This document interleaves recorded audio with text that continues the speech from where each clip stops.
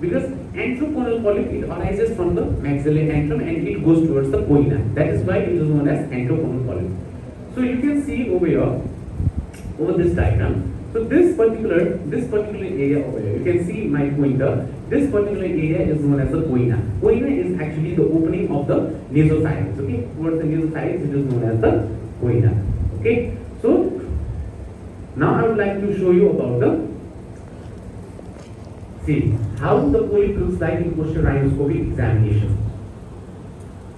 So whenever we talk about any kind of nasal mass maybe it might be a polyp, and if in case there is a nasal mass in the case of children, then you have to suspect which disease is. You have to suspect either it might be a glioma or either it can be a meningocele or meningoencephalocele. Okay, if it's in a juvenile age group, you have to think of a very important condition that is basically known as the juvenile nasopharyngeal angiofibroma. Okay, there are differentiating features between juvenile nasopharyngeal angiofibroma and nasal polyps, which we will be talking about in this particular slide.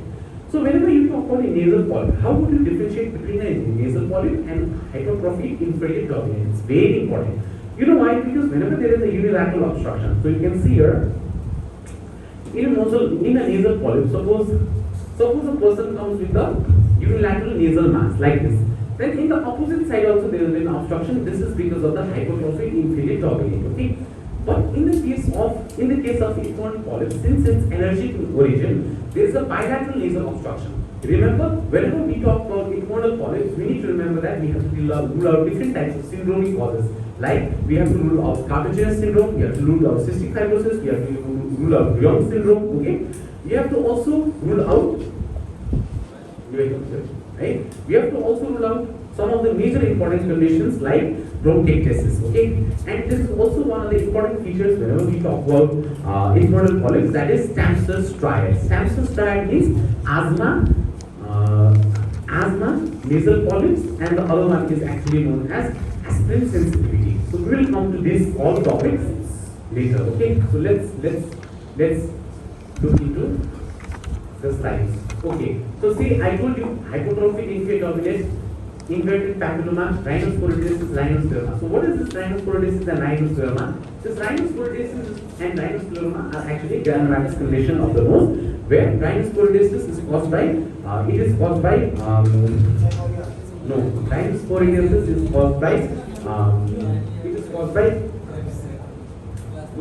rhinoscleroma is caused by Klebsiella rhinoscleromatis, and rhinosporidiasis is caused by Severii. Okay, Severii organism. Now this angiofibroma, juvenile nasopharyngeal angiofibroma, I told you about meningocele and malignancy. Okay, malignancy in the case of older age group. Now you see here, what is this Jobson-Ontrop? This Jobson-Ontrop is actually used to differentiate between a inferior turbinate hypertrophy and a nasal polyp. In the inferior turbinate hypertrophy, as you go around the inferior turbinate, what happens is at the lateral wall you can't go around it. Okay, but in the polyp you can go around the nasal polyp. And if you just prick the inferior turbinate, it will be painful. But a polyp will not be painful, as well as a polyp will not bleed. Okay. So see how beautifully it's shown that there is an inferior turbinate hypertrophy over here. Now you can see here, it's insensitive to pain, probe can be passed all around, and it's a mobile mass. But hypertrophic turbinate is not mobile. Okay. So let's talk about nasal polyps. So nasal polyps are glazed, glistening in color. It's pedunculated. It's insensitive to pain, and it does not bleed on probing. I told you it does not bleed on probing. On contrary, if you talk about juvenile nasopharyngeal angiofibroma, it tends to bleed.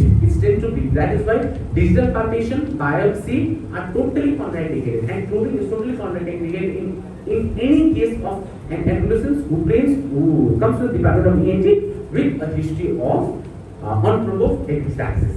Okay, now see, this is basically ethmoidal polyps. Now why are these ethmoidal polyps? Because this is arising from the ethmoidal sinus. Okay, ethmoidal polyps are allergic in origin. Now bilateral ethmoidal polyps and antroconal polyps. Remember, antroconal polyps, initially antroconal polyps are sinonasal polyps. Then these sinonasal polyps comes into the poina.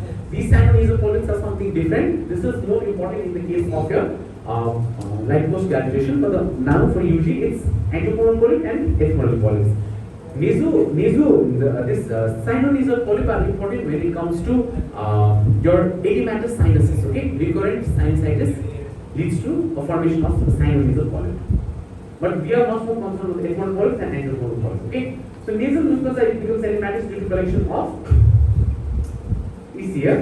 So you need to just remember two of the most important things that see why this antecoronal polyps goes towards the posterior side. Because antecoronal polyps, the movement, the respiration, when we inspire, it goes towards the posterior side, and the ciliary heating is there. And the next thing is air current flow. Excellent, air current flow. Okay, air current flow.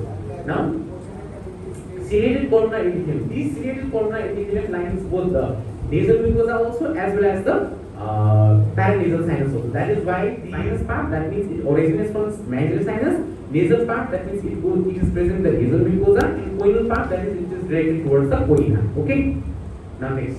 Now what is the symptoms? I told you that antecoronal polyp may present with unilateral nasal obstruction, but later it will lead to bilateral nasal obstruction because of the inferior turbinate hypertrophy. Okay.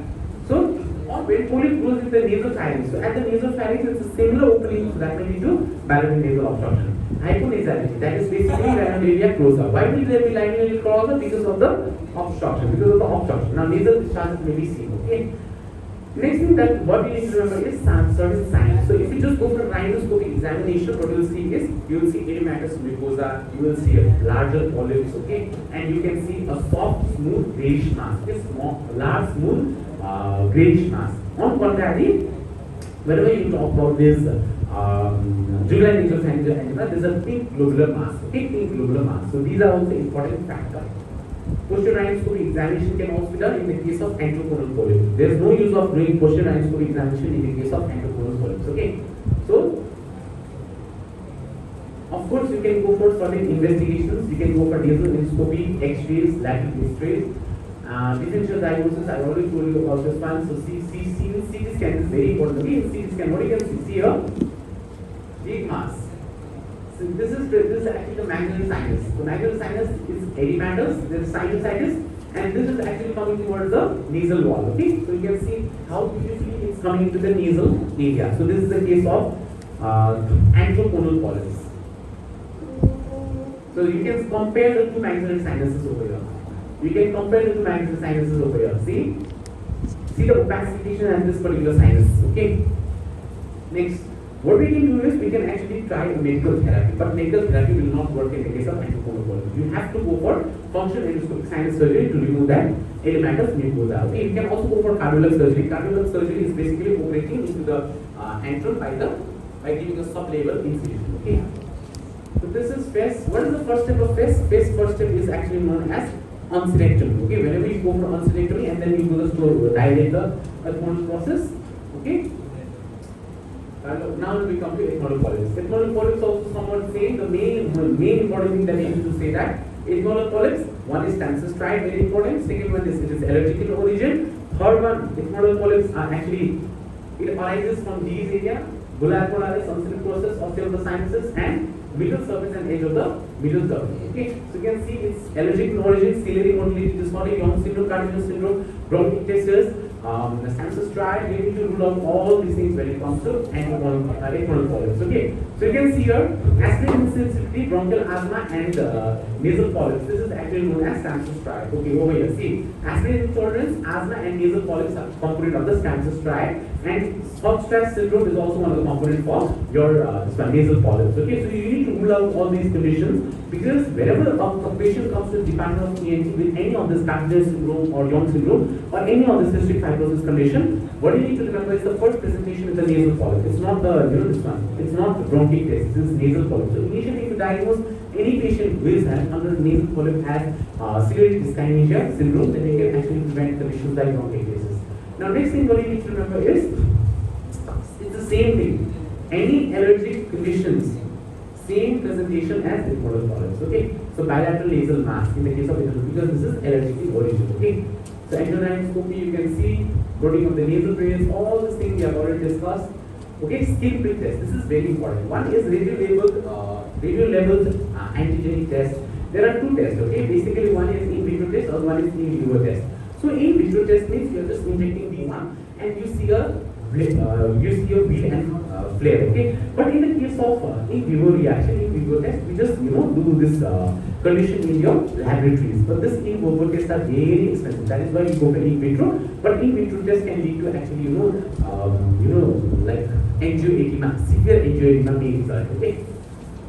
So what are we going to do? First, medical management. We are going to give oral antihistaminics. We are going to give a nasal decongestant. We are going to give a nasal steroids. Okay, and if it doesn't work, we have to go for functional endoscopic sinus surgery, removing all the immoral cells which are being infected. Okay, all the immoral polyps. Okay, corticosteroids, oral prednisones. Oral steroids can also be tried for initial phases, but if it doesn't work, then we have to go for PES. Okay. Now you all know the fixofenadine, chlorpromazine. These are the important things that you need to remember. Beclomethasone, mometasone are the nasal steroids that we can use. Okay, so see this polyp, it will regress after steroid therapy. If it doesn't regress, go for surgery. Okay, surgical therapy, same thing. Functional endoscopic sinus surgery, cardiac surgery, intranasal aversion, extranasal external atherectomy. Remember, whenever we go for nasal endoscopic removal of internal polyps, there is higher chance of recurrences. That is why we just go for functional endoscopic sinus surgery. Preserve all the mucosa, which is good mucosa are preserved, bad mucosa are removed in the case of functional endoscopic sinus surgery. Okay. How to prevent recurrence? You need to know which component you are allergic to. If you know which component you are allergic to, just avoid that allergen, give oral antihistaminics, give corticosteroid, okay, and remove all the polyps. Okay.